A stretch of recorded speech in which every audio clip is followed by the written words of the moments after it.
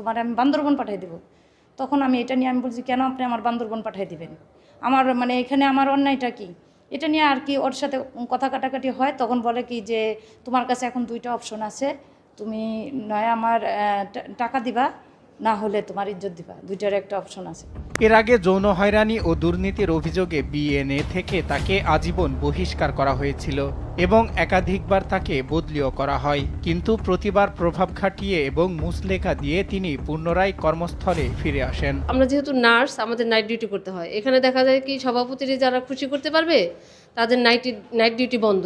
অনেক নার্সরা আছে যে রুগীর সেবাই দিবে না, তারা সবসময় আতঙ্কিত থাকে যে কখন আমাকে একটা রুগী দিয়ে হয়রানি করবে, বা আমার একটা ফল্টে ফালিয়ে আমার কাছ থেকে চাঁদা আদায় করবে, বা আমাকে একটা যৌন হয়রানির মতো একটা কাজ করবে। নার্সিং প্রফেসর এখানে আমাদের বেশিরভাগ আমাদের মেয়ে। এখানে আমরা চাই যাতে আমরা মেয়েরা আমাদের কর্মস্থলে সেফটি থাকি। আমরা ইতিমধ্যেই একটি 5 সদস্যের তদন্ত কমিটি করে দিয়েছে আমাদের বিভিন্ন শ্রেণীর কনসালটেন্টদের নিয়ে।